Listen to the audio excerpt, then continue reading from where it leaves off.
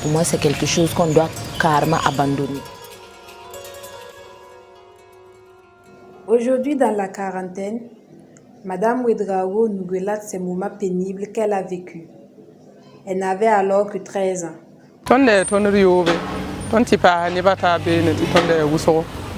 Bala tonga tonda wusogo ton ye program sa tabo ne ba tab la kene pa bankin sa te ya bamu nasi dalla bo bele hadam te amore gela mam wan ne tine ba nyabatam te wusba mam zoe men kengan ti solo bu saro yi sama de bu saro wa yete mam wore gela mam yete mam parati gele to na tab nyok mam ne panga to ken to na tab difo wala ne ba taba songra ne nan fo pedem nan na wa ne bagata na yiti fo da buzie ti bankin sa yalan kin fo man sama to yalan dik yam fan to ngon zinigi tin siam na wa fan zinigi la mam ne ngom si marara da wuso dal mam da so pata mi o pakke ne mam lo to diri mam wani mpa bangan le to to bala ya tim labtal ne wa ne ko yam ti yam la malaga yam man zinigi bala to ngata ba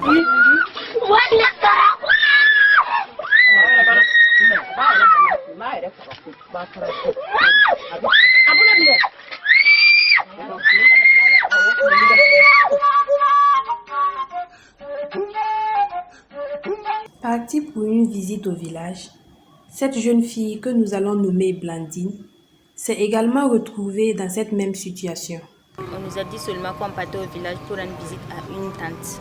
On était deux, ma soeur et moi.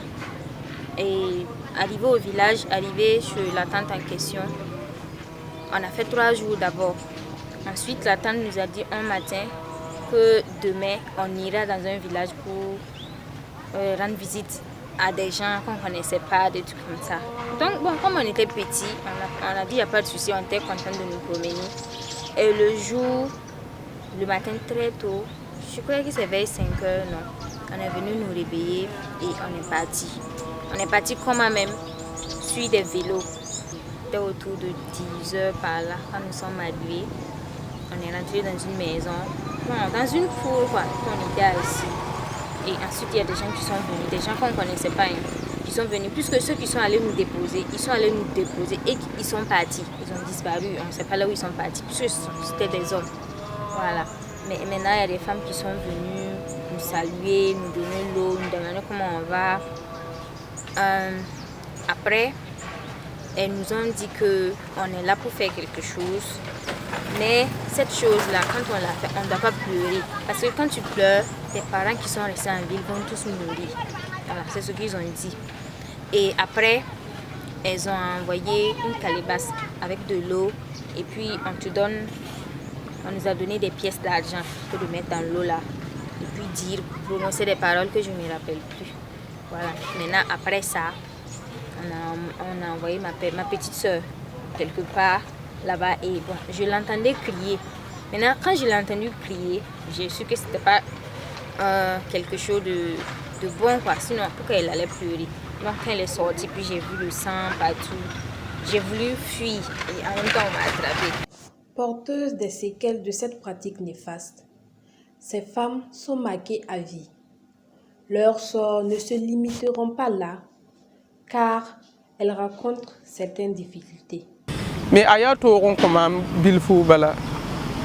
Mam sam bene mam pa wom de ro sentiment pa wom de ro von ro ya sapi la ayo la kamay mam do kota la ro von ro to mam pa wom di mam hanan do lo te mam ngeng sapata mi bala zima kale yasi fo han do on se zima fo tada problème de ça han kap ki bo zima wa o pa mi fo han tar pour pa mi fo na vim sa mi fo nan kibe o pa mi bala le brazim ye le pini den denga même bo lo tori mpini to ko pini te fo san do on sa zima pale yasi pa ma pour nora way da yo bla man pa mi ata ban ka zim sa ya bonga sababin kitmam kapamam kama bala bra ka mitiri.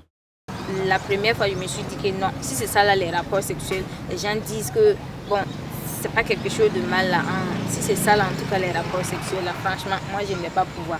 Et j'ai rompu avec mon premier copain à cause de ça. J'ai dit non à l'excision, ne les touchez plus, elles ont assez souffert. Cependant, peine n'est point perdue, car les séquelles de l'excision sont réparables. Grâce à une méthode développée par ses soins, le professeur Michel Akotionga, gynécologue obstétricien, rend aux femmes excisées le plaisir qui leur a été volé. Type 1, c'est quand on enlève le clitoris seulement. Type 2, quand on enlève le clitoris et les petites lèvres. Le type 3, quand on enlève le clitoris, les petites lèvres et les grandes lèvres. Toute femme excisée au moins est une victime.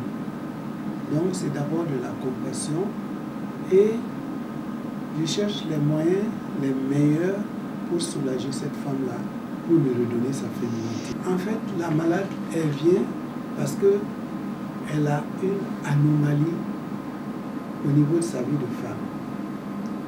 Ou parce qu'elle n'arrive pas à avoir les rapports sexuels, ou quand elle a les rapports sexuels, c'est douloureux, ou alors quand elle a ses règles, elle a très mal et le sang des règles n'arrive pas à sortir, ou encore parce qu'elle n'arrive pas à uriner. Il y a une rétention d'urine. Alors donc, quand elles vont dans un dispensaire, le diagnostic est posé et moi, on m'adresse la femme. Certaines viennent directement. Bon, c'est tout dire qu'ils ont déjà posé le diagnostic à la maison. Les différentes interventions, il y a d'abord l'accollement des petites lèvres qui réduit l'orifice vaginal. Donc, on agrandit cet orifice-là. La deuxième intervention, si il y a au niveau de la vulve un kyste, c'est-à-dire que la guérison de la plaie de l'excision se fait en formant une boule qui contient du liquide. Et c'est ça qu'on appelle le kyste.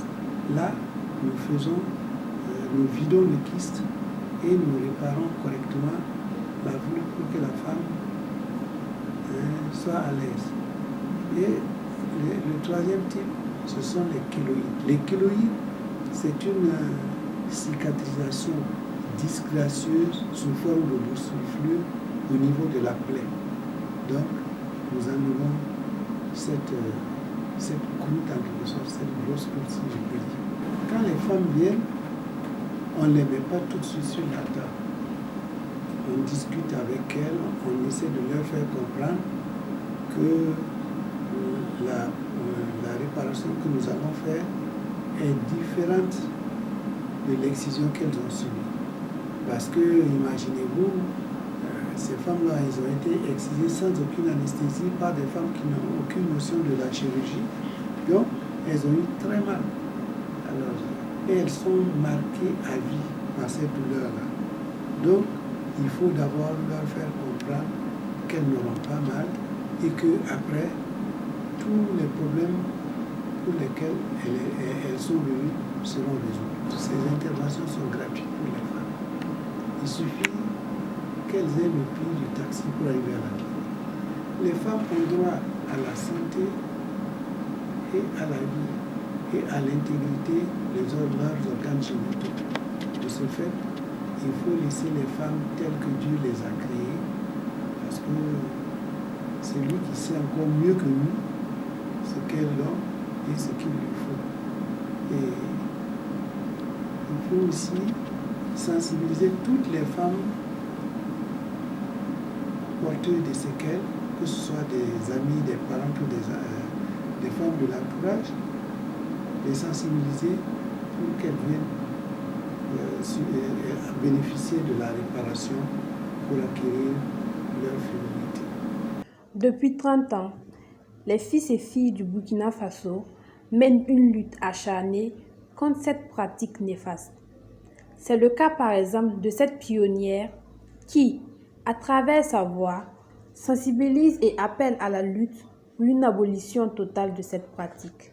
Tune wazuka para busur namstame okura usugo nyor chere usukum dame kadma puga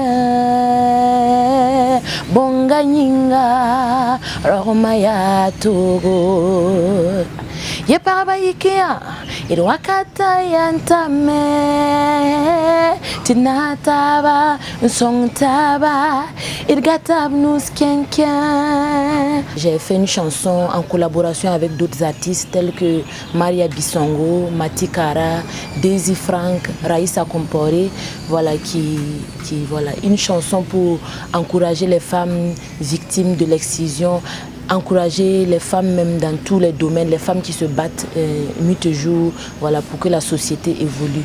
À cause de l'excision, souvent dans les foyers, les femmes souffrent, voilà, dans les foyers, elles ont des problèmes pour accoucher, elles sont pas comprises même par leur mari. J'appelle tout le monde à essayer d'abandonner cette pratique-là et aussi à comprendre les femmes et à accompagner la femme dans la lutte de tous les jours.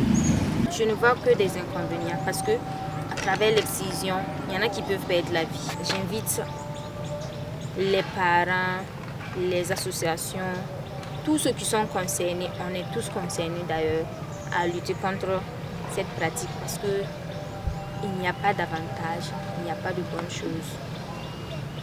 Il n'y a que des choses négatives.